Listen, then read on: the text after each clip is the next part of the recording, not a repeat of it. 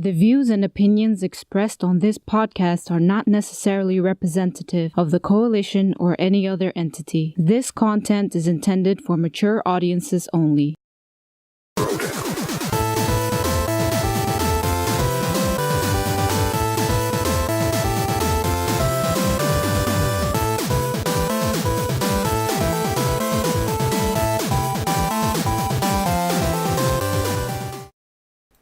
Yo, what is going on, people? Welcome to Throwdown Your Questions, episode 161. I'm your host, Tony Polanco, and tonight I'm joined by Emilio Lopez, Chris Seeley, Carlos Romero, Brian Manjoma,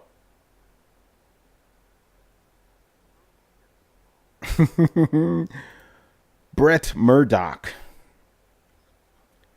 and Adam Vale. Coming in nice and clear, man. I'm loving it, Adam. I'm loving it. Like McDonald's, you know. Da-da-da-da-da.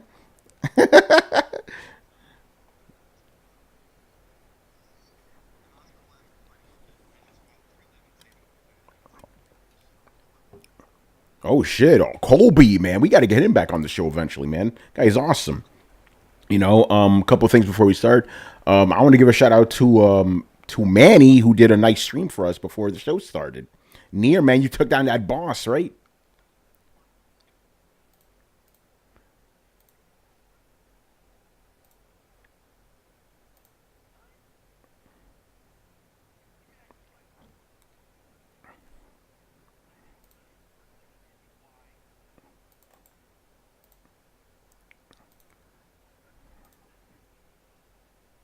Mission, which is you have to defeat it before it actually destroys the world. And there you go. That's it. Nier is done, son. That's awesome. So the next thing that's up on the bucket list is to complete Hellblade, and that would be my 30th platinum trophy. Oh wow, that's pretty awesome, dude. Yep. Yeah. By the way, quick apology to the fans as well, because again, you know, we're still using this new format, and you know, I'm still figuring out things. I forgot to unmute you guys before that, so Manny only caught the tail end of what you said. So apologize to everybody for that. You know, they're like, Tony, why are you talking to yourself? You know, because now I can actually mute myself and mute you guys so nothing comes in. But I forgot to click both of them. You know, but we're learning. But yeah, once again, we do need to say, because they didn't hear it, we want to give a shout out to our boy Colby. Brett, what did you do? Just say it again for everybody who didn't get to hear it. Colby's in the hospital after fending off a vicious wild tree limb attack and saving all the women and children of the village. Yes, yeah, Colby is the man, you know. Former Game of Thrones podcast panelist, man, you know. Okay, and I think I'm pulling for you, buddy. Yeah, man. All right. And yes, we talked about the stream that I did right before the show. Streaming for Vengeance. Which is the Streaming for Vengeance too. I completed the final secret boss in Nier Automata, which is Emil, and I got both the final ending for the game as well as the completing the mission. You have to kind of do it twice. But if you watch the video, I literally beat the boss like maybe 5 times, and I never get to this, because when it decides to blow up the world or something at the end, because you beat it, I don't get there in time each time, so I have to go and replay it again. So you'll see me beat the boss a bunch of times. That sounds like Majora's Mask, man. The world keeps ending. That's crazy. All right, man. So without further ado, let's get into some questions, man. Another kind of light week, you know, because I guess not much is going on, but we got some stuff. So yeah, if you guys are watching us after we recorded, make sure to drop us questions for next week's episode. And if you're watching us live now, hit us with some stuff, man. All right, so the first one is G Megaforce123, who is the new final stage boss, and I want to thank this man for shortening the questions this week. That first one from last week took forever to read. Again, I appreciate the you going in there and stuff. We definitely were not confused about what you wanted to ask us, but all right. So the first one is gaming becoming like music where the good stuff is underground? a lot of popular music is crap, and to find the good stuff, you kind of have to look underground, not literally. Is gaming becoming the same way? I'm not saying that there aren't some good AAA games or anything, but are the business practices killing the soul and passion of AAA games just because of corporate? Yeah, I mean, I agree with them on the first part. Yeah, you definitely, like, music, you want to listen to good music, you got to go underground. You can't be listening to the pop shit. That shit sucked, you know? But the thing is, like, what would be underground equivalent of video games? Indie games, right?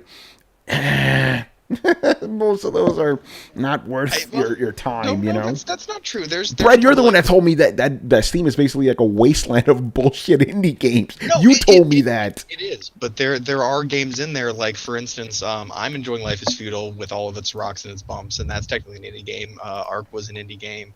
Daisy was an indie game. Don't Starve was an indie game. I know I'm listing off a bunch of survival games, but these are games that are just happen to be from my library. There are good indie games out there. The problem with that analogy is a lot of times indie music can be made by a very small group of people, Yes. 3 to 5, right? Video games are inherently a larger production.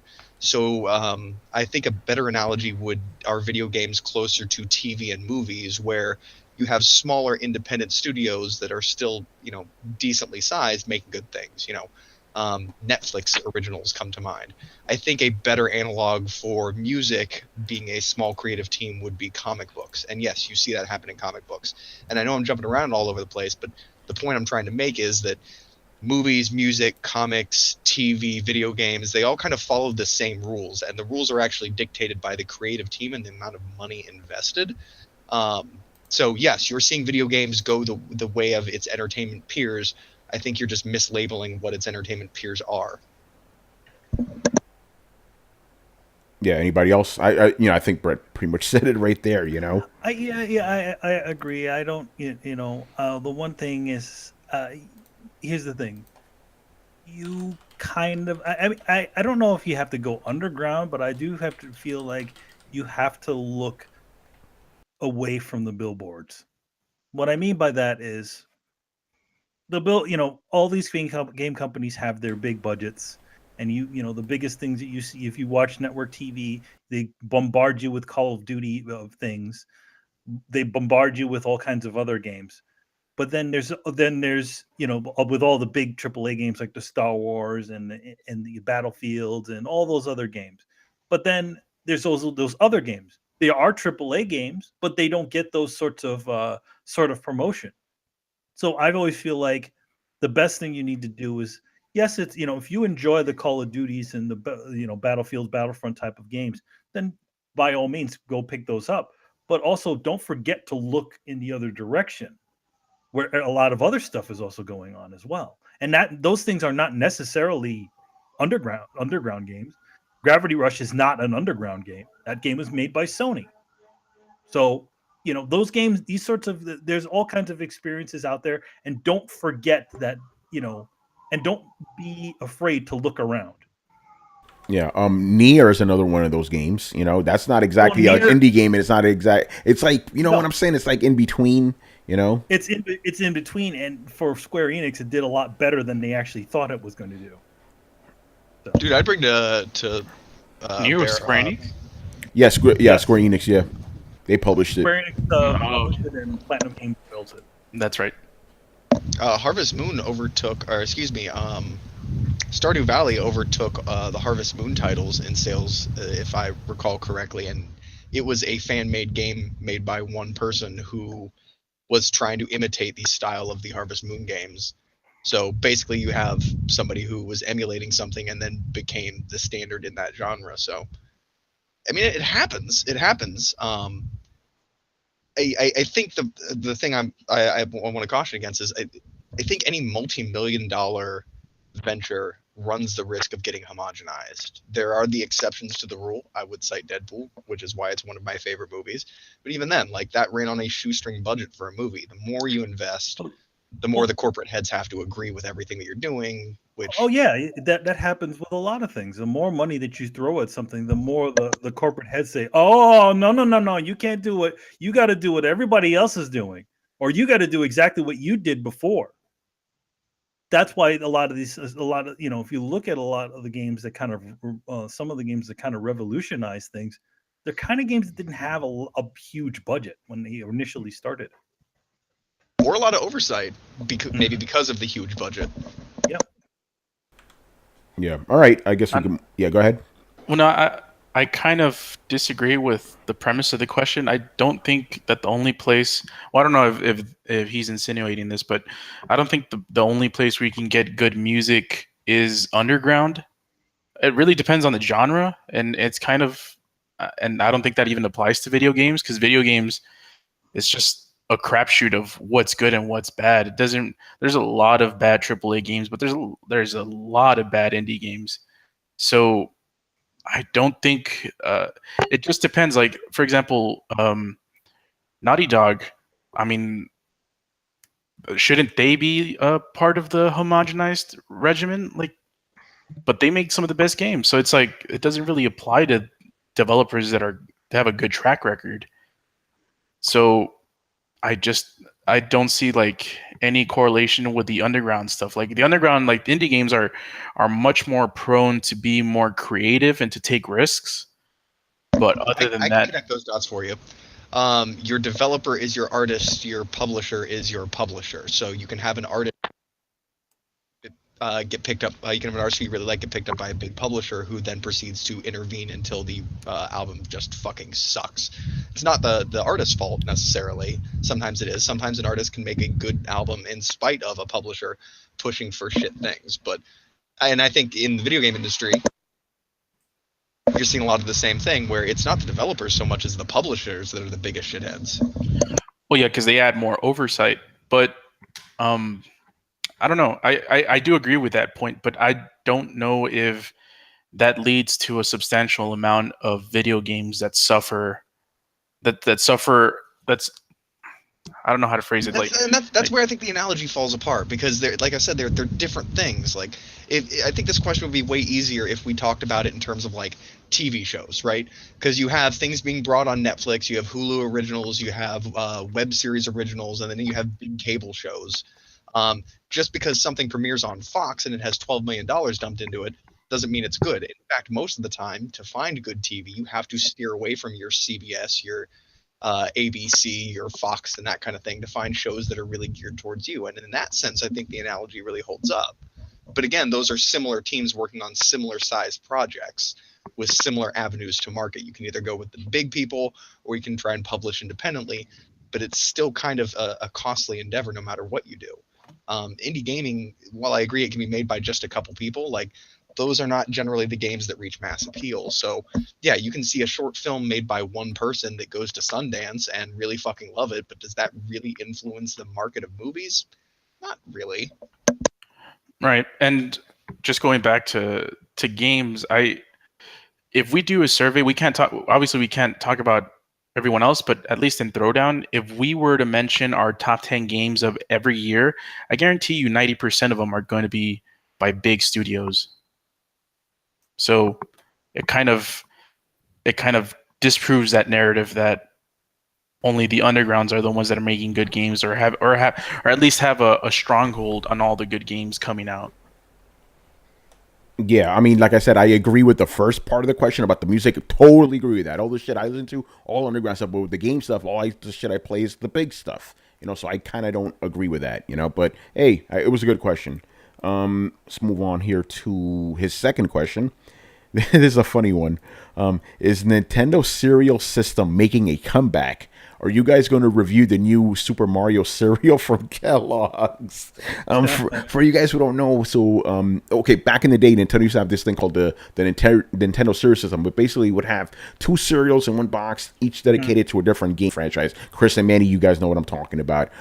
Zelda and Super Mario Brothers. Yeah. So right now they're making a dedicated Super Mario cereal. It has like Mario and Cappy and stuff on it. It has mushrooms and hearts and all other shit. So to answer your question, we don't review games on this podcast, so we definitely don't review cereal. I wouldn't eat that shit anyway. Fuck cereal. Cereal's disgusting. All it is just Lucky Charms. Yeah, I'm good. It's Lucky Charms with different shapes. Tony asked people if they wanted him to lick the cartridge for the Switch, and they didn't They- approve of they that. didn't So know. I doubt cereal. Yeah, that's a big. It still boggles the mind. I asked people, basically, I'm asking myself, hey, do you want me to make a fool of myself on camera? And they said no. Okay. Well, because you want. Here's the thing, dude. You're not. The thing is that you're not that. I would have done it for the people, though. I would have done it for the people, but the people said no, so I had to listen to them. I didn't like the Nintendo Switch cartridge. So yeah, I'm not reviewing no fucking cereal. Cereal, I hated cereals when I was a kid. You know, with the fucking milk soggy shit. Fuck that. You know, I'm not eating this shit either. You know, like if I ate cereal back in the day, like I would eat it like normal. You know what I mean? Like I would open up and like eat it by hand or whatever. But you know me, Manny. You know me and sweets in general. You're not a sweet think it's a person. Yeah, Manny, like every time we, like when we go, for my birthdays and shit, do you guys get, do I get dessert? No. I'm like, well, I don't need that shit. Just give me another helping of that meat. Here's what'll happen. Like with you, it's like you take you out for your birthday, and then you get like a cake, and you eat like half of the slice of cake, and you're like, "Yo, you want to finish this, Manny?" And I'm like, "Yep." Yep. Basically, I'll finish that. Say, hey Tony, you want this last piece? No, I'm good. Because I don't like sweets like that. I like salt, son. It's grease. I'm pretty sure that they would rather see you eat Hawaiian pizza than that shit. Yeah, they would. And you guys, listen, I was already offered, what was it, $200 almost by AJ. I said, fuck that. I'm not going to say it on air, but I'd rather do something to a man's private parts, than eat pineapple pizza. And I would never do that to a man's private parts, so you ain't getting me eating no pineapple pizza. Damn, that is some strong conviction against pineapple right there. Yeah, no, fuck that. Fuck that. I wouldn't go that far. Fuck that, Like, if you give me the choice that you want to die, actually, no, I'd rather live. I'll eat the pineapple pizza. Let me not go too crazy, Or I could take the gun and shoot the guy who's offering me that pizza. I'm like, man, what are you doing, man? But I won't kill him, though. I'll just shoot him with the kneecap like Terminator. There are some things worse than death, like pineapple pizza. Ugh. Come on, man. Pizza's good. Don't put pineapples. Disgusting. All right. Next question here from. Okay, this is not a question exactly, but I wanted to address it regardless, right? This is from Antonio Suarez, 24Z. So he goes, again, not a question, just a statement. EA portfolio of games is shrinking, but the revenue is growing, and it's all because of FIFA microtransactions. They made $800 million on a single mode in FIFA last fiscal year. That is the reason EA is chasing monetization with every game they release. The big problem is in FIFA, they introduced microtransactions little by little over several installments, and people were fine with that. While in recent games, they went all in and beyond, and now even their cash cow FIFA can be in trouble. Relying too heavily on microtransactions for income/profit is a dangerous strategy and can send EA stocks down the shitter if they are hit with regulations or bans on loot boxes. Yeah, Adam, man, give me your thoughts on that, since you're always talking about this shit. Yeah, man, this has been going on for a while, but just now, because of the whole thing with Battlefront, that community is being heard. I mean, there's a hashtag fix FIFA, and there's a petition, and it's all about this. I mean, we've seen it, as somebody like myself who's constantly playing foot and using the companion app, and now seeing that everything's about microtransactions. They are just not giving, especially with the introduction of lone players, which is the worst. Here it is, you get the star player that you want, and you can only use it 7 times. And it just makes no sense. It's like, and they have all these new systems. Oh yeah, cash in these players, you cash in those players, and these are players that are legit full-time players on your squad. And now you cashed in 11 players to get 1 lone player. That just doesn't add up. Doesn't make sense. So hopefully they'll learn from this and go back. But I mean, we're seeing it add to every aspect of their gaming universe when it comes to any of their EA sport games and non-sport games. They're basically fishing and trying to see if they can hit that 800 mark in another IP. Now it's backfiring, so hopefully the next go around, because every year they come out with these sport games, they'll make some changes, but it all depends on the numbers. Adam, let me ask you a stupid question. When FIFA was introduced to these small loot crate changes and they were fine with it, did anybody actually stop and ask, how does this improve or accommodate my game experience in any way? Like, it's a card game. That's it. All it is a card game. It's no different than Magic the Gathering and all of those. It's the same thing. You pick a field, you get a bonus for the field that you're playing on. You pick the players, you pick the defense, you get bonuses that you put on top of those cards. You change it. It's just like that. So they Trojan horsed it inside a somewhat fun system. Yeah, because I mean the only difference is that you actually play the games. It's not just cards. You will have the cards, and once you have the cards, and then you go against somebody, you're playing FIFA. You It's know, like you're Pokemon. Yeah, it's like Pokemon. You now have them all out on the field with whatever perks you put on them. If I gave one guy a hunter card, now he gets a boost to running and dribbling, and shooting and those type of things. There's an engine card. I mean, there's so many different add-ons to these players. So you're modifying them, and slowly they've added these as updates, and that's fine. All that was fine. And basically, I mean, for a long time, people were farming. I mean, there's websites where you can go. I think I talked about it before. $5-7, get 100K points, and then that's it. You didn't have to go buy packs because people didn't like the whole randomness of it. You pay, what was it, like 5,000 or 8,000 in-game coin to get a regular pack that has like 7 cards in it. And you hope that you get something good. You may not. So can you blame EA? And I'm just Nope. playing devil's advocate here. Can you blame EA for tapping into a revenue stream on their own game that was already there that they weren't profiting from? Nope. You can't blame it. What you could blame is the fact that they took features out and replaced them with these lone players. I mean, the ability to build these squads and to trade them in were to get good players, and you were just tradable players, which is fine. Okay, I can't put on an auction house. I'm stuck with it, but that works for me. Last year, I had a lot of great players that way. Now they're just giving me lone players, so I'm giving up all this and getting less because these guys will expire. When you get these lone players, that's the other thing. You can't buy them. So it's not like, oh, okay, I have this lone player now. Let me just cash in. No, you can't. You have to go into the auction house, and most of the players are giving as loans cost over $1 million, like in games. So that's like over $100. And it's just it's pointless. And the fact that they're doing that just ruins the fun of the game because before it's like, oh wow, this is great. I might get some good players. Now I know I'm just going to get lone players. It's not even worth it.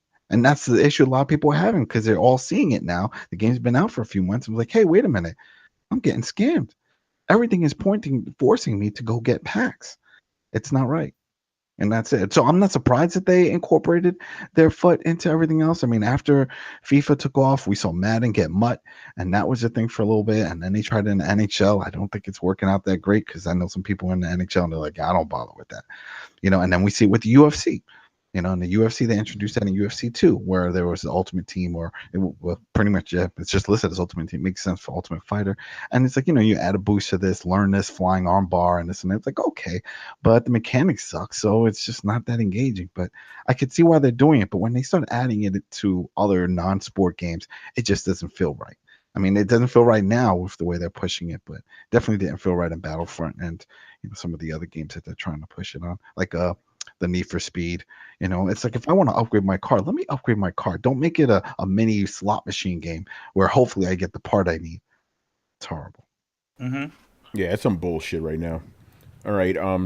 Next question here from Black Metal Gamer. Have you guys ever experienced post-gaming void? What I mean by this is that you were so immersed and satisfied with the game that when you beat it, you feel kind of empty and don't want to go to a new game, at least not immediately, because the game you beat was so good. What games in your life have done that? I mean, okay, here's the thing. I've definitely experienced that where like you beat a game and you just want to keep on playing it, but the thing is, like, for example, you have other shit to play or you've already gotten 100% on. It's like, there's nothing more to do. I can't name a game, but I've had that happen to me a bunch of times where it's like, fuck, I want to keep playing, but I have no reason to keep playing anymore. So I'm doing it right never now, and see you it back out come. on me. The Division. Yeah, exactly. We beat Oh, that. there you go. I wanted to play. I wanted to play Persona, but had to move on. Adam, you said Division. Yeah, because remember we beat that, and it's great. The story's done, but there's all this other stuff to do in there, and it's like a lot of people are like, oh, maybe I want to go back, maybe don't, and it's just I love that world, and it's like what, I want to go back. I want to go back into it, and that's what I've been putting more time into. But yeah, it's a lot of other stuff to play, and it's the story's done. I mean, but there's a lot of side missions, a lot of other little things that they're always adding, and so I want to get back into it. Yo, man. So I just barely finished playing Persona last week, and I was pissed at the end because the days were like with Persona, if you don't know, like you play like each and every day, right? And sometimes each day has like story implications, and you get to do it like anything else you want to do on the game every day. And you get to a point at the end where the days just fly by, and I'm like, yo, I want to experience these days. Yeah, man, I feel you. I feel Man, you. and then at the end when the game ends, I'm like, yo, can we do year 2? Like, what the Yeah. hell's going? Why are you stopping me from playing this, man? Yeah. So yeah, I guess also I should throw this out. I can't believe I almost forgot about this. Samus Returns. I beat it last night. I got 100% in it. I'm like, I want to play it again, but there's no reason to, Kind of stinks. Manny, what about you? Ever experienced that before? Post game, what was it again? Okay, have you ever played a game where you finish it? It's like, oh man, I want to keep playing this game, but there's no reason to keep playing this. Oh yeah, plenty of games like that where the gameplay is so fun to play. Yeah, I've had that plenty of times. I mean, it's kind of happened with Nier because it's like it's a fun. The gameplay in that game is so fun. Metal Gear Solid 5 too. It's just that engine is just such a fun place to play. But there's already nothing else for me to do. So just move on. You know what I mean? Yeah. Oh yeah, that's happening with Metal Gear too. It's like I want to keep playing, but that's it. I've cleaned it all out. Yeah, you've unlocked everything in the game. I mean, unless you want to play those stupid what are those missions? The stupid mother base missions. Those things, yeah, it's not. Yeah, no more. Yeah, right. Chris, what about you, man? I guess Dark Souls would have counted. Like I was going into like New Game Plus 7 and 8, and I was like, what am I doing? You just keep beating it over and over again. It just keeps getting harder. I'm like, I've run out of things to do, and you get sad. So I definitely know what he's talking about. You're like, man, this was so good. I don't want it to be over. But it's over, and you gotta move on. Yeah. All right, Brian, man, what about you? I guess I'd Warframe? go with Yeah, Warframe. No. He's still playing it. no. I'd say Dragon's Dogma. Like that game felt like it ended way too fast. Like first time round, it's like wow. Because I just remember that I got to, like this one place was like, oh, I'm going to like quote unquote fight the dragon for like the last time. Because you know how games do it. It's like yeah, you're gonna fight the final boss, and then you fight him. And then turns out he's actually like a lot more powerful. You have to go back and like power up again and fight him like the final time. But then this time was like, okay, cool, let's just do the pretend final fight, and then it's like, oh, that was the actual fight. I'm like, oh shit. Now what do I do? Like, I wanted more game. Like, oh, it kind of sucks. That Yeah, just went through withdrawal. that. Yeah, man. Yeah, it's really bad. All right, Adam, what about you, man? Oh yeah, anything besides the Division? Like anything old school? Anything old school that I finish and just keep going? Oh, Mega Man, I finished that and just keep going back to that type of thing, All right, and Brett, what about you, man? Obviously Dark Souls. Every time, but I never really finished either. I mean, now that Dark Souls 3 is done, I did, but like I played Dark Souls 1 until Dark Souls 2 came out, and then Dark Souls 2 until Dark Souls 3 came out because I was like, no, don't let it die. One of the ones that always stuck out with me though was the first God of War. I'm not sure if it was the narrative or the pacing or it was actually kind of a short game, but like yeah, I immediately got to that point. It's like, oh shit, I'm fighting Zeus already. Like, is this the? There's gonna be more, right? There's like another chapter. No, this okay. And then it was over. Yeah, I'm gonna throw in God of War as well. The first one, it's like the final boss was actually Ares, and it's like, Manny, I think I remember telling, like, this game was short. It felt short because it was just so good. Yeah, but I mean, then you're going back to play it on hard mode. Yeah. Yeah, well, I know the final boss was Ares, but I meant specifically the build up to Zeus. Oh, and 2, yeah, because that's where you fought him. You fought him in 2. God of War 2, I didn't feel that way about that. I beat him, like, I'm good. All right. So next question is, this is an interesting one. Of the game genres you do not like, are there any games that you do like that are part of your dislike genre that are the exception to the rule? So basically, is there a game in the genre you don't like that you do like? Kind of a tricky question, but it's interesting. Well, Persona 5. Oh, you don't like JRPGs. I don't like them. But that one stood out to me. I really liked it. I liked the story. I liked the artwork. It was fun. It was different. Nice. What about you, Brett? Um, I'm not a fan of fighters in the last. It's a tough question because I have a long and storied gaming past. I used to love fighters, and that after Soul Calibur, not so much. I really enjoyed Absolver, but a lot of people would argue that's just a very Souls-esque fighter. So I'm trying to think of a good example. I don't really have many game genres that I don't hands down don't like. I'm generally not a fan of racers, but I loved Burnout.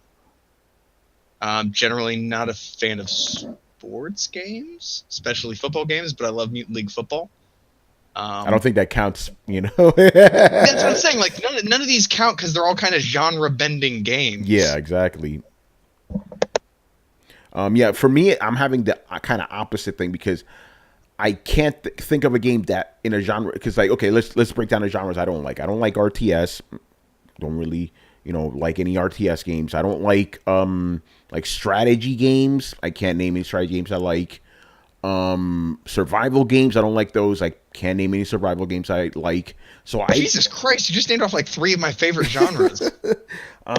Yeah, I mean, see, if you asked me this back in the day, I could be like, yeah, I don't like first-person shooters, but I like Doom. But I like first-person shooters now, so that's yeah.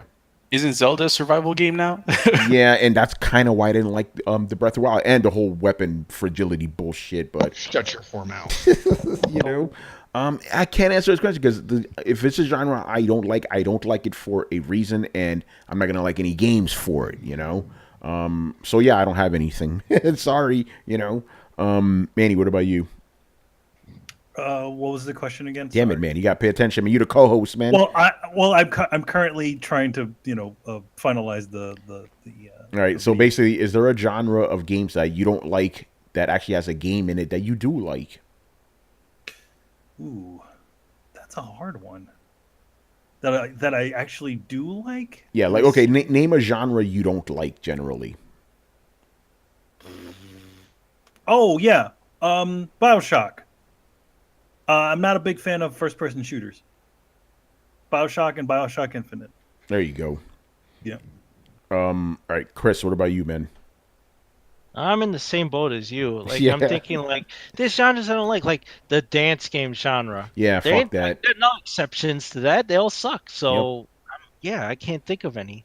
And it's if I don't hate sports games. I don't generally play them. But if you pick something like Brett picked Mutant League, it don't count. That's more like a combat game, right? It just has a football skin on it. Yeah, exactly. Yeah.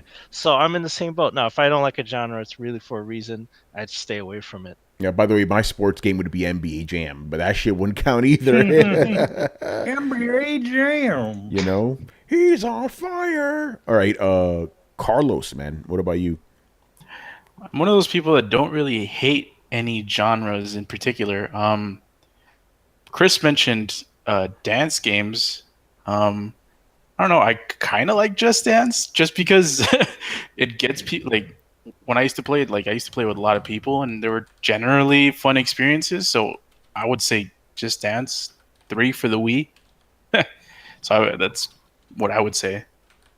Yeah. By the way, I need to jump in because Kal-El says that he doesn't like RTS games, but he liked Command and Conquer on Saturn. So did I, but I wouldn't replay that game ever again. So I'm not gonna count that. Even though I did like that game because basically I used cheats and stuff. I would always just keep throwing nukes at the other guys and stuff. And I liked Kane, the Nod guy. He was cool, but yeah. I liked more the world of it than the actual gameplay because the gameplay is boring. It's like you're just building little bases. That's stupid, Fuck you. But hey, man, Kane you're is talking cool. shit on Command and Conquer now. You just need to stop. I said I liked playing Command and Conquer back in the day. I said I liked it. All right. Who are we up to? Brian, man. What about you? Nope, don't have one. Yes. Games I don't like playing and don't like playing, and I just generally don't play. No, I'm good. All right. Okay, that's everyone. So. We're moving on here to Joel Torres. So his first question is, what are your thoughts on... Chris, this one's for you, man. Basically, what are your thoughts on people who are cheering and happy that Nintendo has a lot of money saved in their war chest?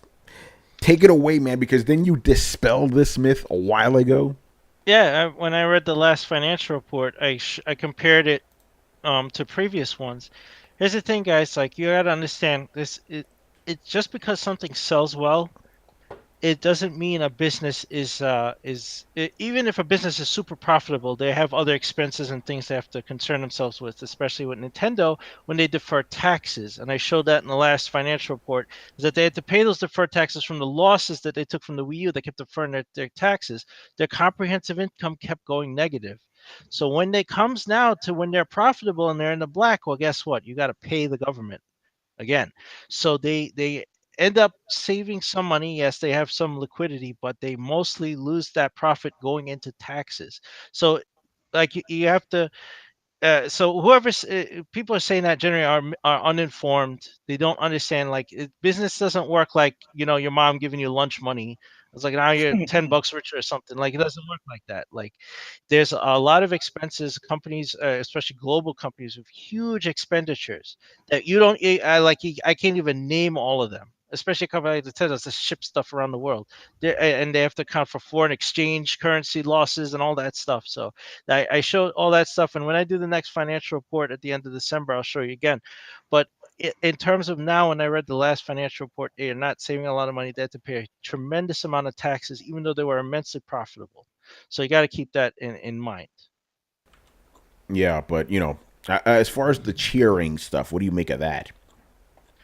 Well, it's just if you're happy Nintendo's doing well, fine, but don't make up bullshit when you don't understand how business works, especially business finances. Like don't say like, oh, they've got some watch it. That was bullshit. I showed that was bullshit even before the Switch. Like when they kept saying Nintendo could survive like 20 years or 30 years of losses at this rate, which is Wow. ridiculous. Like, and I proved that wasn't true. That was a rumor created by Nintendo Gamer UK, a magazine that doesn't exist anymore for good reason.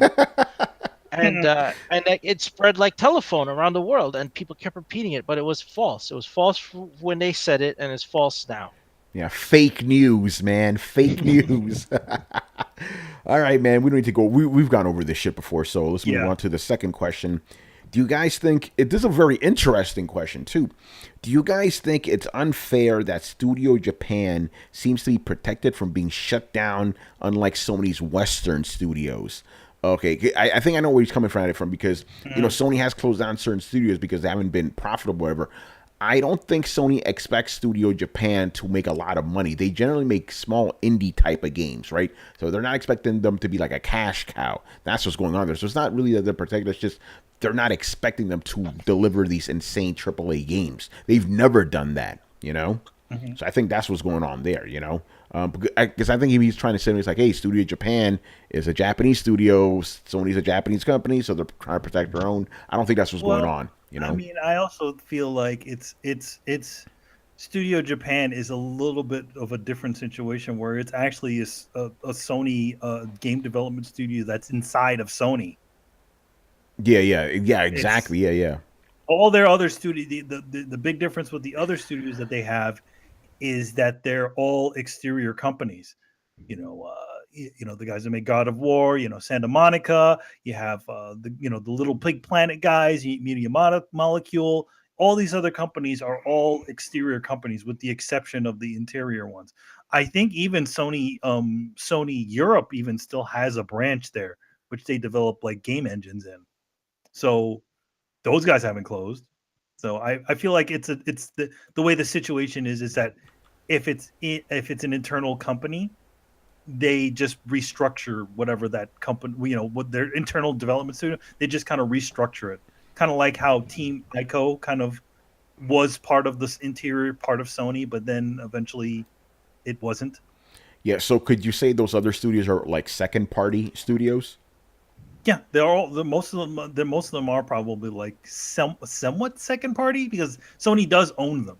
Yeah, or But the they're not. 1.5 parties. I don't know. But the point is like, yeah, I don't think they're gonna like nix their actual real studio. That's a Sony studio within Sony, Sony Interactive Entertainment. They're not gonna get rid of them, Like, it's just like how if Microsoft Studio had a definite interior studio, I'm sure those guys would also be they just restructure it. They wouldn't just close them down.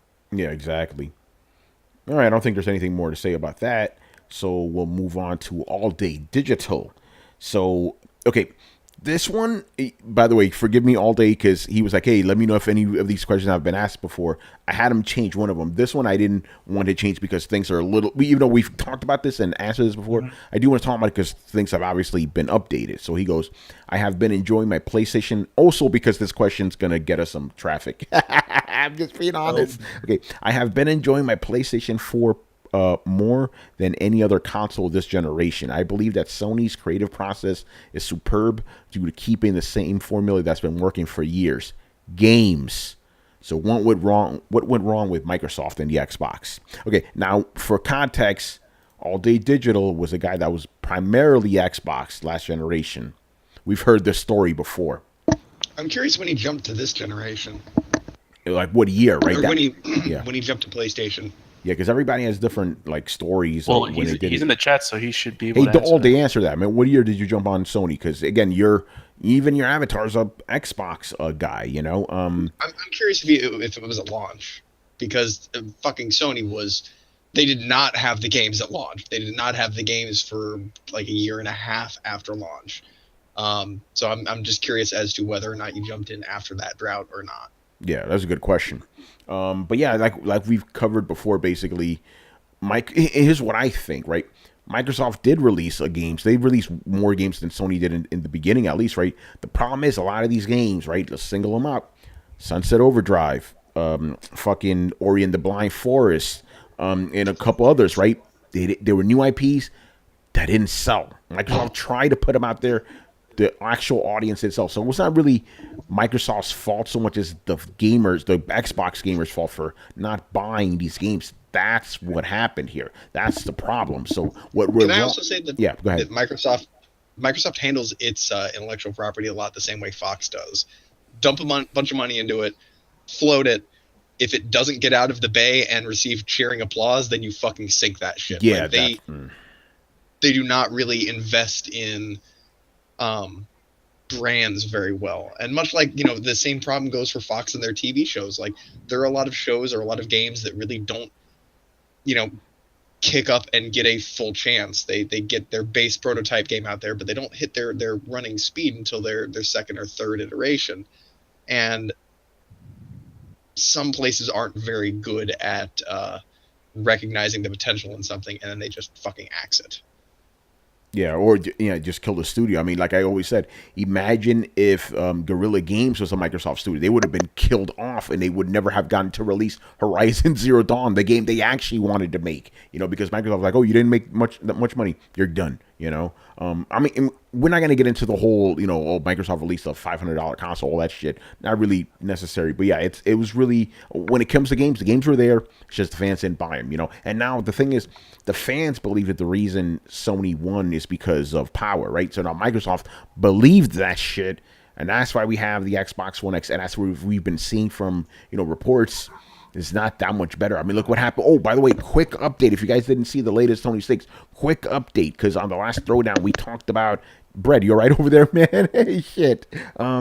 We talked about how, PUBG was going to run at 60 frames a second on Xbox One X and 30 frames on Xbox One S. Literally the next day, they were like, no, sorry, guys, it's going to run 30 on everything. So it's like you're spending $500 on this console.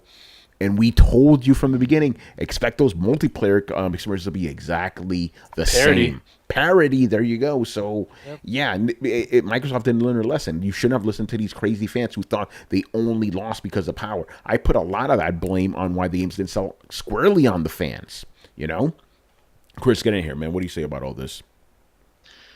Well, it's there's some complicated things. So if you go back looking at Microsoft as a company, especially the Xbox division, when Xbox One was coming up, who was running that? Right? Wasn't Phil Spencer? There was another guy who our boy, constantly make fun of. Our boy, Don Matrick. Don Matrick running it, right?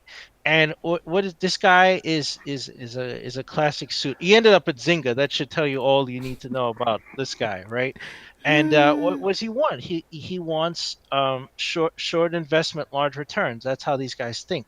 So he went all in. What did they come out with the first year? TV, right? I mean, they weren't focused on games. This motherfucker was focused on TV and like pushing sports, and they were going to make a Halo TV show, all this bullshit for a game console. So this is the mess, I would say, that Phil Spencer had to pick up and fix, right? And he's been trying. I'll give him credit. He's been trying to fix it for years. Like, and the X was like the big push to fix what was previously wrong, but they pushed in the wrong direction. They put too much focus, as Tony said, on power and not on games. But so what did Phil Spencer do? He started shutting down titles, right? That he didn't think were working. He shut down Fable. He shuttered Lionhead. He shut down God, the Dragon game that Platinum was working on. I can never remember the name. He shut that down.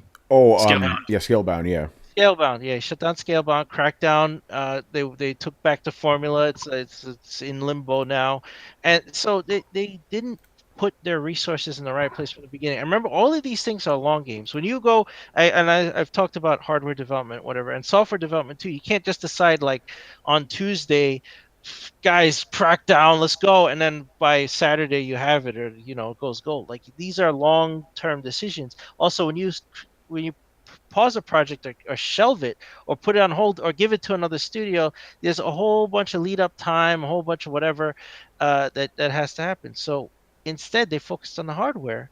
They got the hardware out, right? But they didn't focus on games. Games are the most important thing. We've said this over and over and over and over. So this is the mess that Microsoft now has to clean up. So when they get their titles lined up and release them, then we'll see them start to pick back up. But they focused on the wrong thing at the wrong time, and that's why they're suffering right now. So let me ask you guys. Sorry, go ahead. Go ahead, Carlos, and then Brett could ask. Go ahead. So for me, and I've mentioned this before, it was inevitable that Sony was going to sell more systems this generation, and this isn't trying to make this like a fanboy war kind of thing. It's like, so on the era of 360 had a lot of advantages towards it when it came out. Number one was it was the first system that came out the generation. It was the easier console to develop for. It had the best online multiplayer system. It had a hard one. Yeah. It had like all these games released first on Microsoft on 360, including a lot of exclusives. Like people forget, Mass Effect was an exclusive for the longest time. BioShock was a timed exclusive. Like all these games like Fallout, there weren't exclusives. Rising. Yeah, Dead Rising was an exclusive. What's it called? Like Fallout and all those games, like all those Bethesda games weren't exclusive, but they ran better on 360. And it had a price advantage. And people bought extra consoles. Like me, I bought more than one console because it ring on me, but I was locked to the ecosystem, so I had to buy more. And within all of that, the PS3 still outsold it lifetime. I know. Oh, go ahead. I was going to say, I think if Microsoft didn't Red Ring, the end of last generation would have ended up differently. I think a lot of Microsoft lost a lot of good faith with how they, not just the Red Ring fiasco, but how they handled it in the early months, and that left a bitter taste in people's mouth that kind of erased the benefit of the doubt for Microsoft as a company, which bled into when they launched this generation, and Microsoft went TV. A lot of people, kind of like myself, kind of went, you've already kind of, I'm already wary of you. I'm not going to assume that this bad sounding message means a good thing. And I think that helped decide what it was. But the short answer is, or question, do you think if Microsoft never had the production issues that they did, do you think they still would have lost last generation? Yes. Okay. Yeah, because I think so. I need to jump in on this. I obviously the Red Ring of Death was a huge thing, but it was a huge thing for the beginning. Remember, last generation was huge. It was long, right?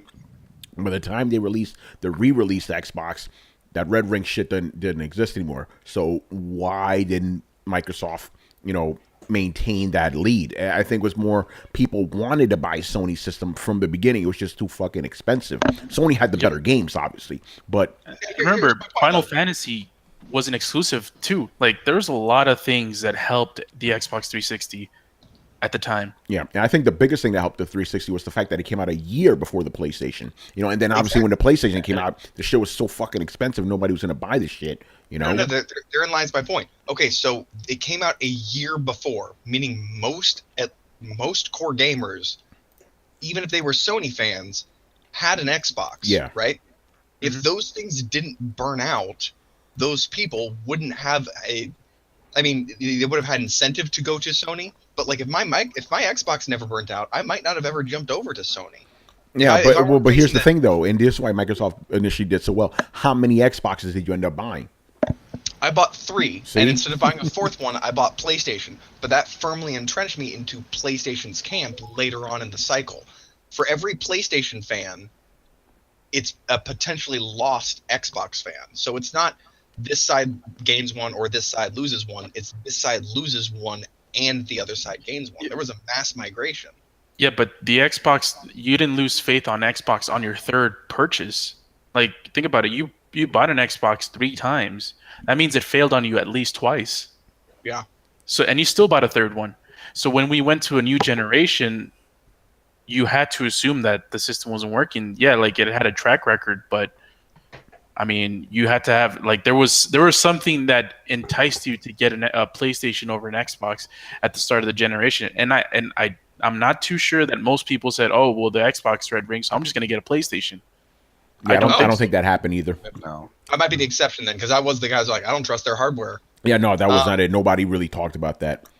But So- but Brett, to be fair, I gotta throw you under the bus a little bit. You are the only person that thinks that most people bought Bloodborne because of the cape animation. So that's the shit you're focusing on. When did I say that? You said that a while ago, man. We made fun of you over that shit. It's like, remember when Bloodborne showed everybody was amazed by the cape animation? Like nobody noticed that but you, bro. He has a cape? Yeah, you see. But yeah, so you. I will say the Yeah. clothing mechanics in that game are fucking Yeah, but trust me, the Red Ring of Death was not the issue because that was prevalent during the first 2 years. Correct me if I'm wrong. We were in the first 2 years of the system, right? You're right. That was not the issue. And how long was Josh's generation? Like 8 years or something? 7-8 years, yeah. Shit, nobody was thinking about that anymore. Yeah. So, oh, go ahead. Oh, I got a follow-up question. Say your thing first. Oh, well, I was going to move on to like this generation and why the games don't sell well. Yeah, go ahead. I want to hear that. So now we went into the new generation, right? And we had the Xbox with all the bad press. I still don't think that bad press made Microsoft lose to Sony in sales. Like I said, it was going to be inevitable, and it was at a higher price point than the PlayStation. So what was it, like 2-to-1 sales almost from the get-go? Yeah, from the get-go, pretty much. So essentially, PlayStation got most of the fans most of the general fans. Microsoft, for some reason, got a lot of the bro gamers, like the shooters, the sports game people. Like that's most of the core audience that Microsoft got. So when they release games like Sunset Overdrive or Quantum Break or Recore and Ori and the Blind Forest, it's like, yeah, no shit, this wasn't gonna sell. Like you can release Persona 5 right now and it's not gonna sell. That's a fact.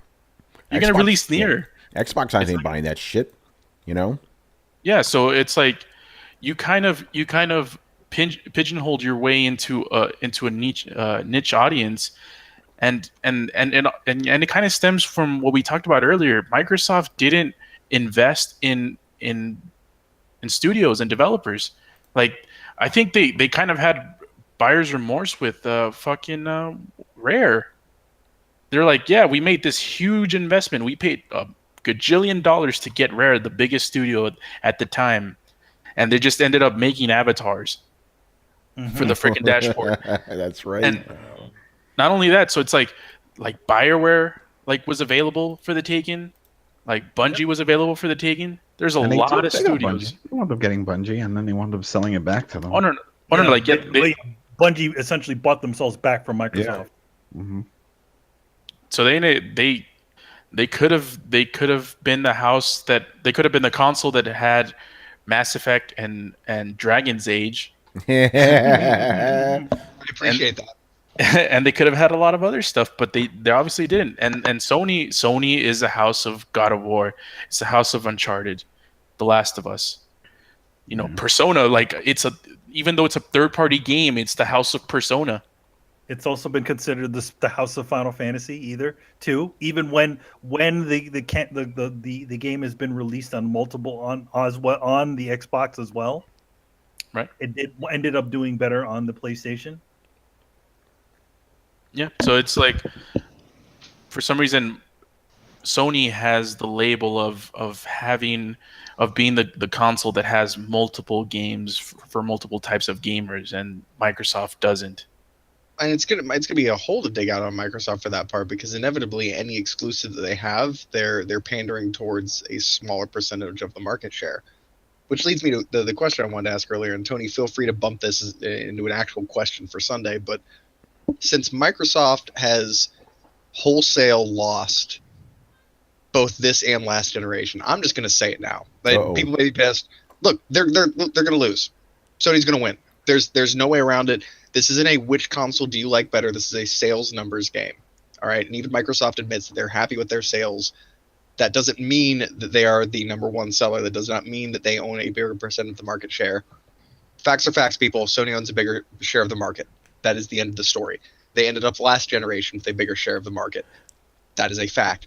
How is this going to affect Microsoft as a company? Are they going to be forever branded as console number 2, as you see in kind of the cell phone markets? Or is because I'm so used to us old gamers, we're used to seeing the crown kind of pass around every generation. One person rarely stays on the top of the mountain for this long, and Sony's been king of the mountain how many years now? If you really think about it, for like Since 22, even PlayStation 1 destroyed the competition, man. Oh, that's right. You Yeah. got to go back. It's for 22 years, Brett. 22 years. And even the Wii generation, they were down by like 30 million, and we already know that Wii was an anomaly. Yeah, that is true. Yeah. So and so I mean, is Sony just going to be forever? Does this cement their place as the number one console with the largest market share? Does Microsoft have a chance next generation? That's a good. I mean, Sony has to fuck up. Sony has to fuck up. That's the only way. But I think, Carlos, you even said this. PlayStation is synonymous with gaming now, like Nintendo used to be back in the day, right? That's the shit people gravitate towards. So unless Sony fucks up royally, yeah, I think that's it. Or Nintendo actually gets their shit together and they topple Sony, but I don't think Sony's going anywhere, man. And Microsoft is not going to outdo them because, like you said, Microsoft caters to a very specific type of audience that's very small. Sony caters to everybody. That's the key right there, you know? I'm really curious to see how Cuphead did on Xbox One. Yeah. Because I mean, it's not a coincidence that Microsoft is now releasing all of their exclusive games on PC. It's not a coincidence that Cuphead's on Steam, that Ori and the Blind Forest is on Steam.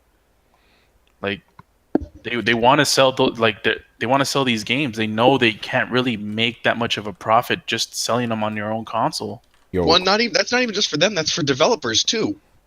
When you're trying to attract people, I mean, that's developers or people to make games for you. That's one of those things where you could say like, look, do you have an audience of X million? And they're like, oh yeah, but we also have the Y million that are playing on PC, and X plus Y equals an acceptable number to try and publish because it gives you the sales figures you need. Whereas just X alone. And that's why you see a lot of games exclusives going multi-plat, because just making a whole game just for the Xbox is going to be really hard to make the profit margins that you would otherwise. Absolutely. But there's a reason why cash grabbing Capcom didn't release freaking what's it called, Street Fighter V on Xbox and did on PC and PlayStation. They would have never done an Xbox PC exclusive release. There's only one console they would have gone exclusive when it comes to console exclusivity. That's PlayStation. Well, there's only one console on the market now who it's reasonable to make an exclusive for, and that's PlayStation. And that presents a really big problem for Microsoft. Well, now there's 2 with a Switch, but yeah, I see what you mean. Well, yeah, I mean, if it's an indie game and it can go on the Switch, put it on the Switch. It'll sell. If it's an actual full-fledged AAA game, gasp, Pearl Clutch, I'm saying this, then you're gonna have to play it on a real system, and that leaves you Sony or Microsoft. So for CD Projekt Red's next game, that's just not going to come out on Switch. So they're going to be looking at that and they're like, okay, so it's either going to be multi-plat or exclusive. Well, there's no way in shit we're going to make it exclusive to Microsoft because we'd like to actually sell some games and pay our people. We could go exclusive with Sony, but they're not really in need of exclusive games. They're not really having the public image where they're hurting, so they're probably not going to give us any kind of a good deal because they've got us essentially bent over the barrel. Like, why should we make an exclusive game for them? They're not going to give us the best deal. We'll probably make our best profit margins being multi-plat, and that's how every developer is going to think from here on out. Same thing for Bloodborne. Bloodborne is like the prime example of that. And it's funny because they didn't even put much stock in Bloodborne. Yep. Still, it sold, and it was just on one console. Yeah, and I wanted to actually bring this up earlier. While we're talking about this, I want to assure you people out there, it's not that we think Sony had some fucking magic crystal ball. Let's all keep in mind here that Sony bet big on the order and then threw Bloodborne at the end of the sizzle reel for half a fucking second. So it's not like they had the whole situation firmly in hand from the get-go. No, it was like a firecracker shooting off, and they were just trying to hold the fuck on. And that's how a lot of launches are. But I just want to point out, it's not like Sony's, this master plan that everything's going according to their grand scheme. Like, no. Oh, hell no. They got lucky. Sometimes you throw shit out the wall and see what sticks. That is just the way the industry works in general. As a person who's worked in the entertainment industry, that there is no greater fucking plan. Most of the time, they say, "Hey, this looks like a good idea. All right, let's put some money into it and see if it works." I'm just putting some counterweight to the guy out there who is hearing me and hearing me say basically like, "Oh yeah, man, Sony had the whole thing from the get-go. They know what they were doing." Brett's on board with Sony. Like, no, they didn't know what they were doing. They were in an advantageous position that they exploited and to become more advantageous. I mean, the way that I'm sure that Bloodborne came across was that, okay, the Dark Souls games, the Demon Souls did well, Dark Souls did well. All right, let's pair up with these guys again for another first party production and see how that one goes. But, of course, again, for the other thing is that the Order 1886 was kind of pushed toward Western audiences in general, and usually when it comes to press conferences that are in the West, they usually tend to push games that are more Western centric. It's rare when you see a Japanese game show up there, with the exception of The Last Guardian and a couple of other ones. And by the way, Dark Souls Bloodborne that was only in PlayStation 4 outsold Dark Souls 3 in both consoles. Holy combined. Shit! I didn't know that. Did it really? Wow! I didn't know that. Wow! Not by a lot, but it did. Still, that's amazing. Think about one platform versus 3, basically. 3 platforms. That's crazy. I mean, that kind of makes sense because I know a lot of people were on. It was a brilliant time to strike the iron because it was hot in the sense that a lot of people had heard of the Soul series. A lot of people were kind of jumping on board the Soul series, but it is a trilogy, and so when people were like, "Well, Dark Souls 3, like,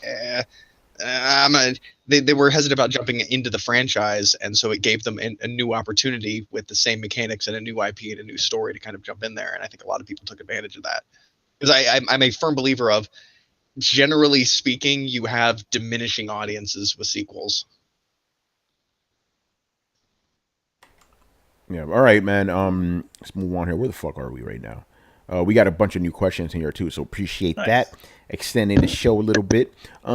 His second question is, I think we were asked this before, but it's been a while, so we can answer it again. If you could pick your all-time favorite weapon in a video game, what would it be? Ooh. Yo, man, what about them blades of chaos, man? Oh, but then they got to be attached to, like, burned into your arms. Yeah, I know what Adam's gonna pick, man. The chainsaw gun, become a right, Adam, the chainsaw gun from Gears of War. Yeah, That was it. I loved it. Think about it. When that came in, it was like, whoa, mind blown. Look at this shit. Especially in the second one where you can flip it upside down and catch the guy from behind and badass. Was that really like a super novel idea? No, Yeah, but it's awesome. It actually was at the time. It was like the greatest thing ever. You don't remember that? People went nuts. That and the roadie No, run. I know. I remember that. I remember people like, "Oh my god, they put a chainsaw on a gun." I'd be like, "Well, I mean, that's cool, but I mean, it's not really like is it like really fun?" And people were like, "Yeah, it's really fun." I'm like, "Okay." It was the presentation. It wasn't just like "Nyah," and they're dead. It was like it would zoom in. You would see the blood squirt on the screen. Fucking meat and shit. You know, you see him shaking. You're like, oh, and it was just like so. And even when you had the chainsaw battles in the sequel, when you would both collide and it would zoom in, and you would just see like this blades of steel type of thing back and forth. Oh, that was awesome. Okay. What? There's so many cool weapons inside of games, man. Jeez. Yo, man, what about the Buster Sword, man? That huge ass sword. I mean, the Buster Sword. Man. The Buster Sword is cool, but to me, it's just like it's like a big, like a shard of metal with a sword hilt attached to it. It's cool. Buster Sword is cool because of context. Yes. You know what? You know what I would say, and I'm not a big fan of that of Final Fantasy VIII. I would have to say the Gunblade. That was crazy too back in the day. People were like, yo, he has a gun in it. That's crazy. He's got a gun and a blade. And I'm like, how does this shit work? Yeah. what does it shoot? For just saying the chainsaw gun was not a novel concept, I did think the gunblade was pretty cool. So I guess I'm a hypocrite.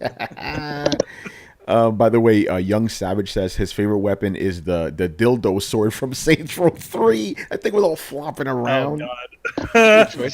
How are Bloodborne's trick weapons not the default answer to everything in this category? Well, you know which one? If I want to say any of the Bloodborne crazy weapons, it's that fucking wheel one. The one that like it's like a lawnmower wheel. That one is pretty. Oh, there's that dude. I love the disconnect sword, like the thing that like, disconnects into vertebrae and it kind of turns into a sword whip. But my favorite of all time is the Steve Driver. Yeah, Willie or Wiz. He says the Keyblade. Everybody loves the Keyblade. I don't give a fuck about it, but you know whatever. I mean the Keyblade is cool, but it's not sharp. It's just like a giant key. Yeah, you just back someone in the head with. I mean, granted, it's cool. It's a cool in its simplicity. Actually, you know what? Speaking of Keyblades, I actually do like the versions of the Keyblade. If you guys can see it, this is from a figure. This one's the one that Cloud gives you in Kingdom Hearts 2. I love how you just have that shit ready, man. Oh man, I got this. I got Sora sitting on my desk. So I also have I have a cat and I got a bunch of other fun things on my desk. So yeah, the Keyblade that Cloud gives you is pretty awesome. Yeah, Chris, get in here, man. Favorite weapons. Does it have to be from games? Yes. Or is it just, games. It has to be from games. All right, Metal Gear Ray.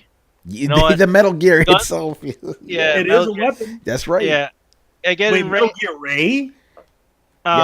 Yeah, not Rex, because Ray, remember at the end of 2, you gave it a pounding and fucking Ocelot still gets away. I'm like, yo, give me that. Yeah, that's a good question. I always goof on that one because it has a water gun laser.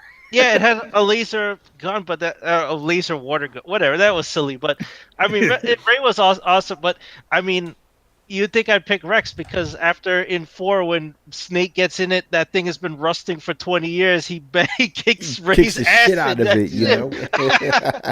But I just give it up that Solid Snake is awesome. Yes. Rex is because he can make Metal Gear Rex do CQC, right? Yeah, right. If we're going big, can I just say meteor? Sure. Is that a weapon? It's an attack, but sure. You mean the thing that what was his face from Final Fantasy IV could do so easily, but for some reason Aeris had problems doing it in Final Fantasy VII? Yes. Yeah, like you gotta go but for the spirit of the question, is think you can beat the weapons, not powers, or attacks. It was a materia. It was a materia. Summon something. But it's not a weapon, exactly. Dude, why am I the fucking the Magitech mechs from Final Fantasy 3? There you go. Yeah, Final Fantasy 3/6. Yeah, those things are pretty awesome. There you go. All right, Brian, get in here, man. Yeah, Brian, get in here, man. Weapons. I don't know.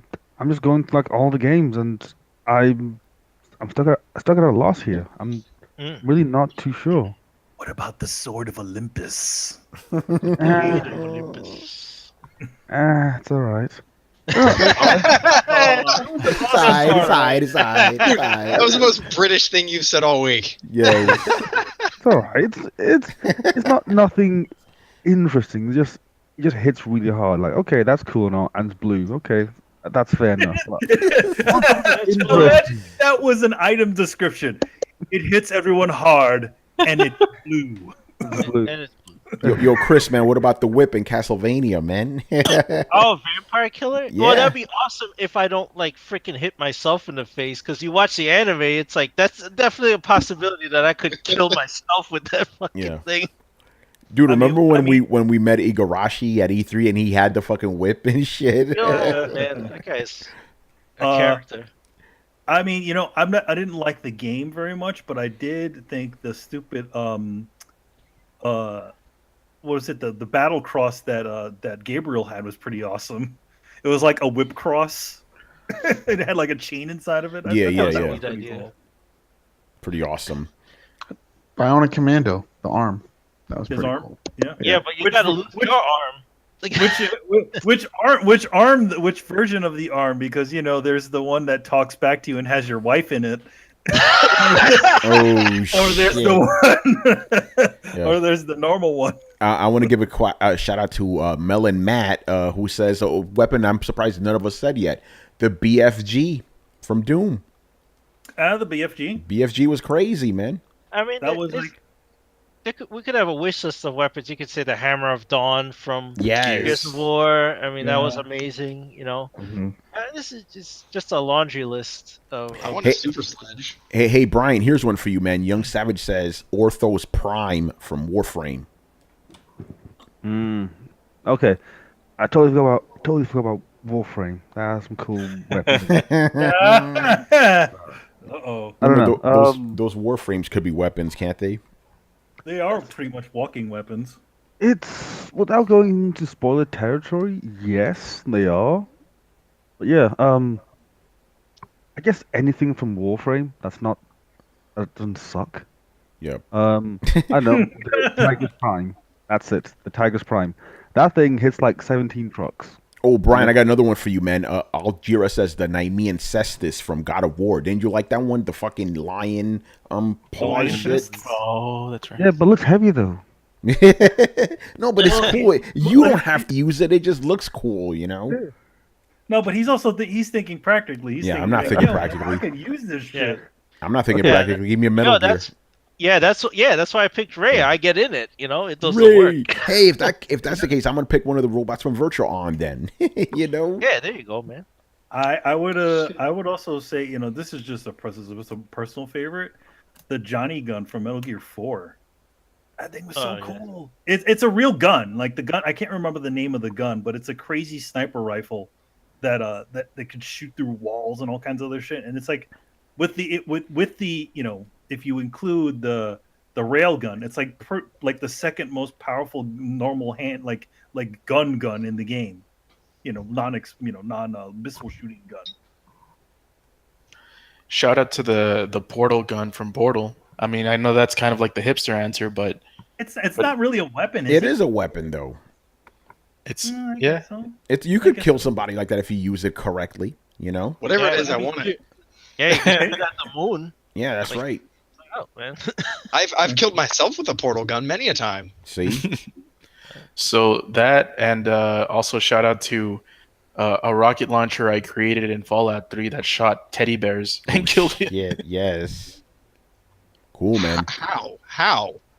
Yeah, man, you can shoot teddy bears from a dude. rocket launcher. You can customize it, and it'll actually kill people. That's awesome. Okay, I think I have it now. The magnet gun from Red Faction Armageddon. There you go. So pretty much, magnet gun. Shoot one end one side, one end the other side, and they will come together, no matter what's in between. What was the name of that gun Gordon Freeman had in Half-Life 2? The Oh, gravity Gravity gun. gun. Gravity gun. That thing was awesome too. How about all right, in Just Cause, his grappling hook? That thing is amazing. It's like endless And fun. Just laws of- grappling. I think like bends the laws of physics. It's like Yeah. if you grapple to the floor, you technically live. It's like Yeah. Yes. It's that like makes how? no sense. Grappling the How do I moving fall cars and stuff. Yeah, because Brian, think about that. Like when you grapple yourself to the ground, you're actually accelerating faster. You know. You travel faster to the point where you don't hurt yourself. It's like, no, that's not how things work. He's like, no problems. All right, No man. problems Yeah, here. let's move on here, man. My man, Wiz, he asked us. This is a little bit more of a technical question, but it is still related to gaming. What do you think YouTube can do to make things easier for gaming YouTubers and streamers, or will they lose gamers to Twitch forever? Make think things they easier for. I mean, the YouTube thing. First thing is don't flag people for posting gameplay footage. That's the first Yeah, like thing. what's up there? What's up with that shit? It's like, dude, we're literally putting out fucking commercials for your asses. So don't start doing that shit. That's to why I us. changed the format of Tony's Takes. Tony's Takes used to be me talking over gameplay footage. Now it's me on camera because when I posted it with video, I got flagged for no fucking reason. So yeah, don't flag. Listen, if you want to have gaming on YouTube, don't flag gaming videos. That is so fucking retarded. I don't think they want gaming on YouTube. But they have a They whole do. section for it. They do want gaming on it. Yeah. I think it's a secondary. If they did, they wouldn't attack like the way they are. I mean, you don't see Mixer doing it, and definitely not Twitch. So I think they're just trying to change things up and to get into like that Netflix model. Where they have Then their why own. bother even creating a gaming section for YouTube in the first place? It's just to put something there, just so you have it. It's like going to any kind of department store and they're like, "Oh yeah, we have a sporting goods Shit. section." I was like, "You have baseball." That's a good guy. I never It's thought like, it's about like that. it's like the place. It's like the you go to a department store and you just have those different sections. Hey, it's the electronic. Yeah. Yo, It's like by you the got way, something nice and Adam, you I think walk you might be there. right about that because I passed by a PC Richard the other day, right? Like, we sell mattresses. I'm like, PC Richard? What? Like, Yeah, man. like you're supposed to sell appliances here. Times have changed. It's They're just trying to make crazy. that money. Just trying to make that money. They don't care. well, PC Richards, they're a bunch of scam artists. Those fuckers are. Man, all right. But yeah, that's my take. It's like, don't flag gaming videos. That's stupid, I would just say like their streaming speed shit is Oh my slow as hell. God. Like especially when it comes to like you'll do something directly to Twitch and it's like right away. For like YouTube, it's like a year later. That's why I have to have you guys wait like a million years before the show actually starts because YouTube takes forever. Like if we were streaming to Twitch and Mixer, we'd start right away. I hit stream and then 2 seconds later we could start. But with YouTube, we have to wait 15, 20 seconds. It's insane. Yeah, definitely fix that upload speed or whatever. Anybody else? Any other suggestions to make gaming better for YouTube? They could also have like a tool that'll put like maybe like overlays or something, so like you don't have to use OBS to. Oh yeah, that'd be nice. Yeah. Yeah, so like make it so like a customizable overlay to add into your streams. I think that would be cool. Does Twitch have anything like that? I don't know. Yeah, because you can't really ask YouTube to do something that hasn't been done by somebody else. You know what I mean? Yeah. Yeah. Yeah, All you right. can. I mean, you can, but I feel it's not fair. Yeah, well, YouTube might have to do some stuff that other people aren't doing to get the gamers back to them. Yeah, that is also true. I don't know, man. I think Adam may be right about it. They're just half-heartedly doing this shit. They're going in a different direction. If you go on their main page, they're talking about all these original series, part of the Red service. They're trying to get into that model. And I think that's why they're doing the whole cleanup. They're like, you know what? We'll go on that model. We'll get some legit advertisers. Forget about playing nice like we did before. Now we got a shitload of content. We don't care. They don't have to worry about, oh, well, we're pissing off this YouTuber. It doesn't matter. You guys are dime a dozen. Yeah, because if you think about it, the whole YouTube gaming thing came about before the whole YouTube Red nonsense. Yeah. You might be right, man. All right, moving on here to my man Melon Matt, who is actually a first-time asker. So shout out to you, dude. He's been in the chat room the whole night, which is awesome. So his question is, okay, he goes, "Welp, I'm going PC. So is it better to go 4K or 144 hertz? I have a 1080 Ti, by the way, on the way. So should he get a monitor? He's not a gaming monitor. Should he get a monitor that focuses on 4K or 144 hertz? My question is, can you get one that does both? That's my question. But if there isn't, which one should he focus on? I personally say, if you could only get one, focus on the 144 hertz one. You want those high frames, bro. I was playing Gears of War 4. It was between 120 to 144 frames a second. Fucking gorgeous. 4K wouldn't have made the game any better. Let's just be honest, you know. So that's my personal answer. Get the 144 hertz one. Well, it also depends on what resolution they want that. Does he want that on 1080p? You can do a 1440p at 144 hertz. Yeah, which is like the optimal shit, isn't it, Carlos? Yeah, so that's like essentially it's 2K, and you can get that with a 144 hertz monitor, and yeah, I would go with that too. Yeah, there you go. I prefer, yeah, because you can max everything out and still do pretty good with the TI, the 1080 Ti. You got a really good graphics card. Man. You're barely getting into PC gaming, and you're going to like the most optimal shit out right now. That's not a Titan. That's crazy. That's how you do it, man. Remember my first year, I got the 1080. You know, like fuck that. Let's go. You know. Yep. Go ahead, I'll Brian. go with the 144 hertz as well, because I think that will just give you overall better fun in general. Again, 4K won't really do much apart from just look shiny, but really where it's at is those high frame rates, and Yeah. Yeah. and I don't think that it is possible to even get a 144 hertz 4K monitor. Yeah, I don't think that it's supported yet. Yeah.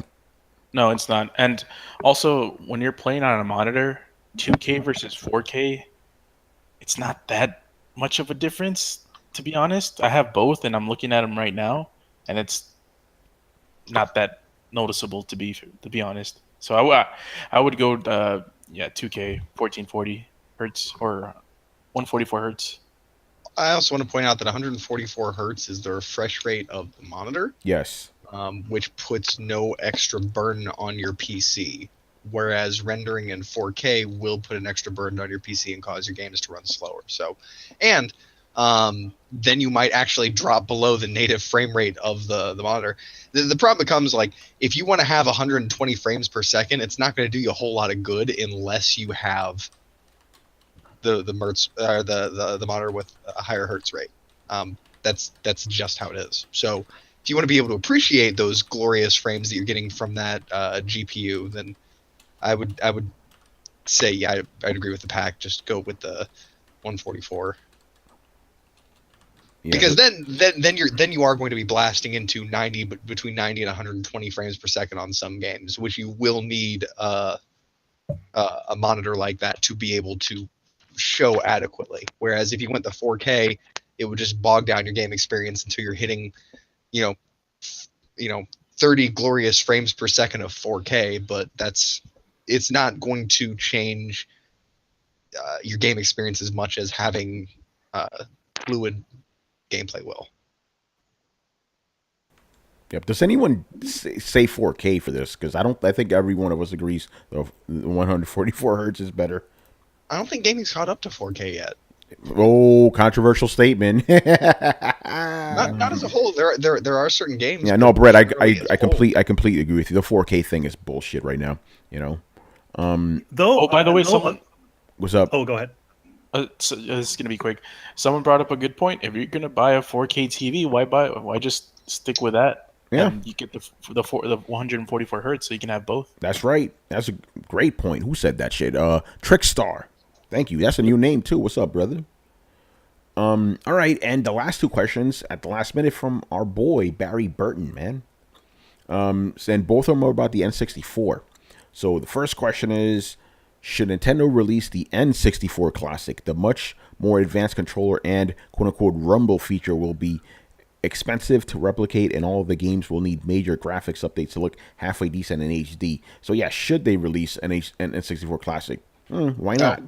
No, please no. Okay, why please. not? Okay, I mean, I say why not. I don't care, but anyway, why do you say no, Brett? Because I know your answer, because those games look like fucking shit now. You know, because polygons versus pixels, man. Like, you're talking, You're talking the end of an age of using pixels when people had gotten really good at it and managed to create some really beautiful things with very minimal things, to the very beginning, shaky leg baby goat kind of thing of polygon to try and render shapes, which a lot of times worked awfully, and those games have not aged well. It even says in the question they would require polishing in order to look halfway decent. You're assuming that they would polish them to look halfway decent. They ain't doing They that. haven't gone back and remastered any of the games for the classic system, so you wouldn't be getting a remastered version of Mario 64. You'd just be getting Mario 64. And while there are people who are going to be like, that's the best Mario game ever, like, no, it aged like shit, as did everything on the Nintendo 64. I'm sorry. Yo, Carlos, that sounds familiar. Yo, Chris, you want to go at it right now, man? No, we'll save that for another day, fellas. Brett, you're 100% right. Those games are not. Nintendo's not gonna fucking like. They'll make them compatible with 1080p, but they're not gonna upscale them or anything like that. You know what I'm saying? They're not gonna do shit to them. And here's the thing: we said this before. Games of that generation, I'm talking about PS1, N64, Saturn, do not hold up. They do not hold up. The polygons look like fucking dog shit. You know, so you definitely don't want that. But you know, at the same time. Nintendo could do it, but it's going to be more expensive. That shit's probably going to be $100, you know? I would say no. I mean, obviously, financially, it would be reasonable to do it, but I would say for me, I would prefer no, just release these games on a virtual console on the Switch. That's what I wanted them to do with the SNES stuff and everything else, but what their track record right now is that they're probably going to release one because these things are making way too much money. Way too much money. These things are selling out. Freaking retro consoles, man. I can't fucking believe this shit. Only fucking Nintendo. Yo, Carlos, speaking about that. Yeah, man. You know? But for the guys listening, this is my Super Nintendo Classic. This thing is fucking awesome, by the way. But yeah, you know what? I'm going to go with you guys then. Fuck that. Don't release it. It's going to look like shit. Imagine having all of those in your Switch right now. That would be pretty sick. I mean, yeah, they should be on the virtual console. This should be on the virtual console. Yeah, this should be on the virtual console, sure. Put them on the virtual console. Don't release an N64 Classic. That's stupid. Because I have issues with the Switch controllers, but I would actually not mind playing a lot of those 2D games on the go on the Switch. Yeah. Because I'm fine with playing 2D games. 3D games, there's something. Yeah. All right, you guys changed my mind. Don't do it. Don't do it, Nintendo. All right, man, let's move on. The last question. This one's a tough one for. Actually, I'm gonna bow out of this question because I can't answer it. Can each of you name 3 must-have Nintendo 64 games without repeating the others' picks? Oh shit! Woo. Okay, he added a twist to it. Put a twist. Can I go first because I'm the youngest and I want to make things exciting for you guys? Go for it. Okay, Super Mario 64, GoldenEye. Screw you, bro. Fuck you. Shit. Damn it. Brian, you need help, man? I don't know what. Say Ocarina of Time. Just God say damn it! Yeah. Yes. Fuck you.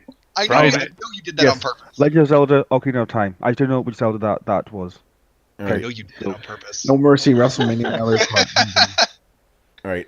Adam, you started already, so name 3 No must-have. Mercy, WrestleMania. Well, WCW. That was the best one. And Mario Kart. That was it. So 3 games? which one was the first one? No Mercy.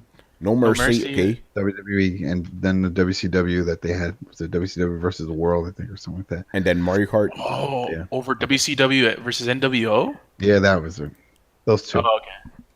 All right, Carlos, since you're talking. You sure you want me to go before Brett? Yes, I'm screwing you over now, Brett. I know. No, don't worry, Brett. No, go ahead. I'm up for the challenge. No, If you pull out my ace in the hole, I'm gonna curse at you. I'm pretty sure you're not going to mention any of these except for one of them. All right, so the one that is kind of obvious and everyone should buy is Star Fox 64. Man, that game still holds up. I don't care what anyone says. Yep. Nostalgia eyes. I'm fucking with you, Carlos. I don't know. I never played this shit. I don't know. Go ahead. Yo, man. Yo, Star Fox 64, man. I played that recently too. It's still good. I mean, obviously, hopefully people won't think it's nostalgia, but I think it's still good. So, anyways, the next game, and I think this is the best platformer on the N64, and I freaking love Super Mario 64, but I think this one is a better platformer. And that's Banjo-Kazooie, man. Ooh. Man, Banjo-Kazooie is like, it's way more intricate. It has way more things to do. It has way more platforming elements than Super Mario 64. It came out, I think it came out a year after Super Mario 64, so it had a chance to kind of not reinvent, kind of like add on to the new 3D platforming genre. So I would say that, and then a game that no one will mention, but I freaking love this game. It's fucking Yoshi's Story, man. Interesting. I love that game. A lot of people don't like it. Actually, a lot of people hated it. I never even heard of that fucking game. Yo, man, Yoshi's Story is the shit. It's like you just play as Yoshi, man. What else do you want from a game, man? When you can play Yoshi the whole time, there's a lot of Yoshis, and they're all like a lot of different colored Yoshis too, man. Did you like Yoshi? Did you like Yoshi's Island? Super Mario World 2? Yeah. Oh yeah, Okay. Hell yeah, one of the best ones. Do yourself a favor. Go to the Mushroom Kingdom in Super Mario Odyssey. Yoshi's there. Oh yeah. Oh, trust me, man. I've been through that. It sucks, man. I wish I could take them on the other kingdoms too. Yeah, right. Been there, done that. All right, Brett, go ahead, Ben. Smash Brothers, Bomberman 64, and Conker's Bad Fur Day. Oh wow. Ooh. Yo, man, the 64 was a great console, man. It was. Like, that wasn't even that hard. All right, Chris. Remember, you can't repeat any either. All right. All right. I'd say Star Wars: Shadows of the Empire. That was a big one back then. Rogue Squadron, also an awesome game, and Perfect Dark. Yo, the N64 was good to Star Wars, man. And Star Wars was Rogue Squadron was a great game. Manny, you want to try your hand at this? Sure. I mean, Star Wars Episode 1 Racer. I really enjoyed that. The pod racing game? Yeah, the pod racer game. Yeah, that was good. Somebody already mentioned GoldenEye, right? Yeah. Yeah, Brian said it. Brian GoldenEye.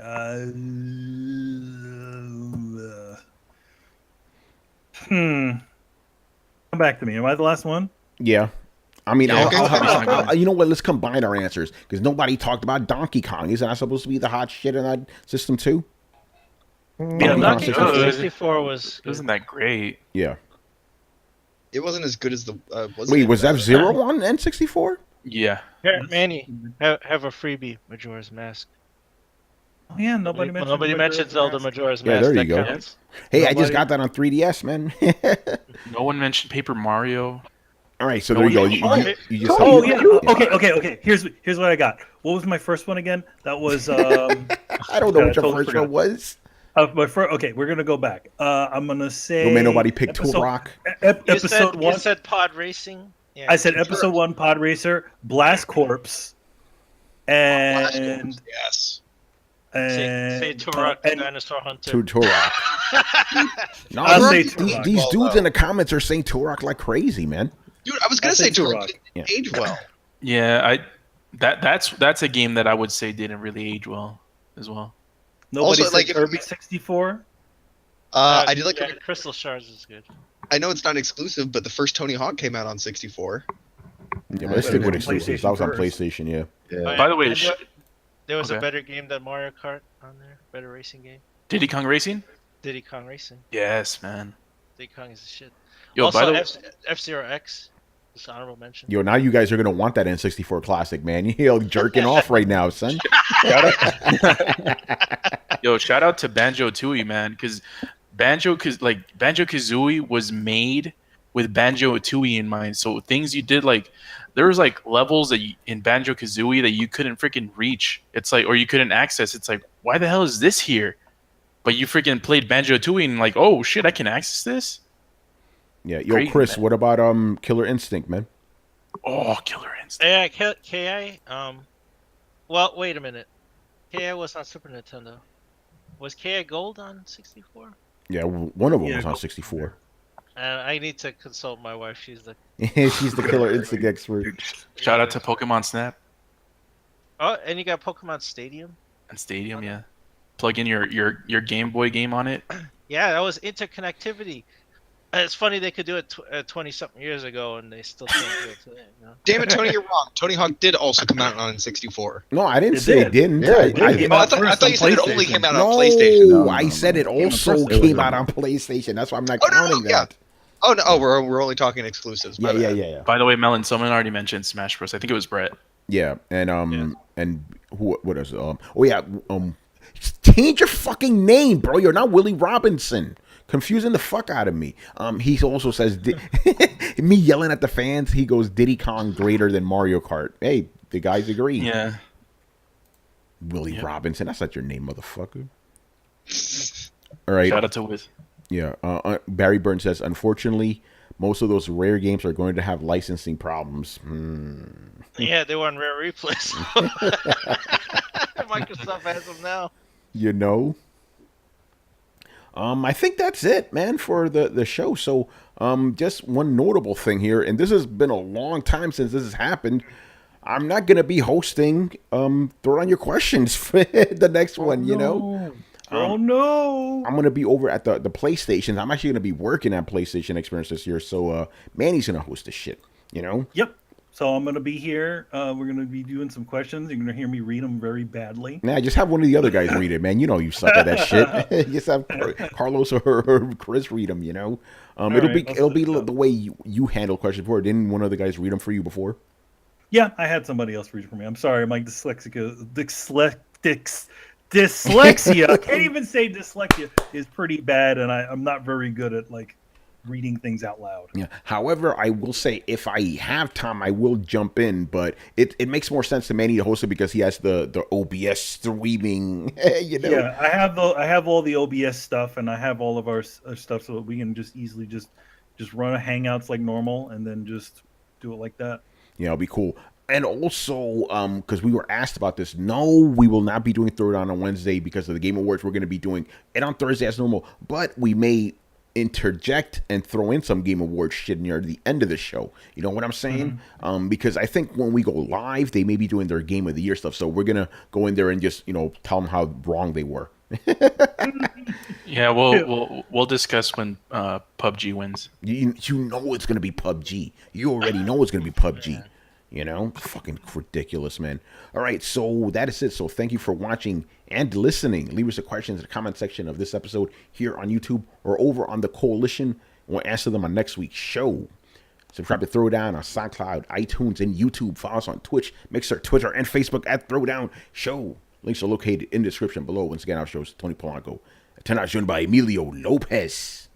I'll see you later, guys. I just wanted to also point you toward my Twitter, which I recently did a post of a account from my friend who had a Switch that went bad and what happened to his save data.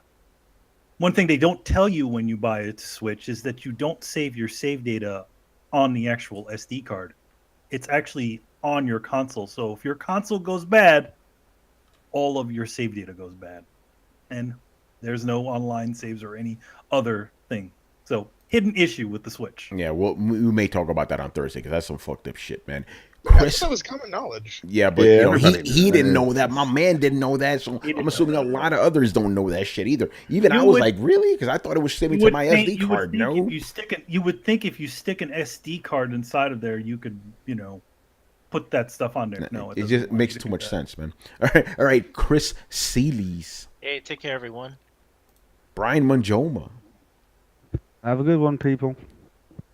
Carlos Romero. Apparently, the mid-season finale of The Walking Dead aired today, and I haven't watched it. Next week. It's next week. Oh, really? Oh, yeah, well. Anyways, I still haven't even watched a single episode this season. Don't miss anything. Yeah. Go watch The Punisher instead. Yeah, Punisher was good. Brett Murdoch. I will begrudgingly admit The Punisher was good. Oh, man. Why begrudgingly? And Adam Vale. Punisher's not a superhero. Always remember that. Yeah, he never. Who says he's a superhero? That's stupid. A lot of people say, "Oh, he's a superhero of the Marvel universe," and it's like, no, that's stupid. He's not a superhero. He's just a guy with guns, man.